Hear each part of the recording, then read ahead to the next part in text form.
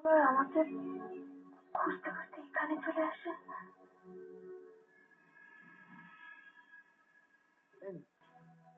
ভয় পাওয়ার কিছু নেই। হ্যাঁ, এরকম অবস্থায় একটু মাথা ঘোরা আর ওই দুর্বল ভাব একটু হয়েই থাকে। না মানে হ্যাঁ দাদা, আপনি একদম ঠিক ধরেছেন। কিন্তু এই যে টাকাটা, আসলে এরকম একটা সময় একজন হাজবেন্ড কতটা ওয়ারিড থাকে আপনি তো বুঝতেই পারছেন। ঠিক তাই তো।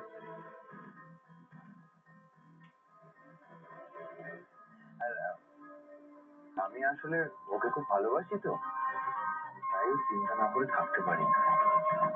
হ্যাঁ, আমি তো স্বাভাবিক। ঠিক আছে, তো চলুন জামাই বাবু, আমাদের জন্য অপেক্ষা করছে।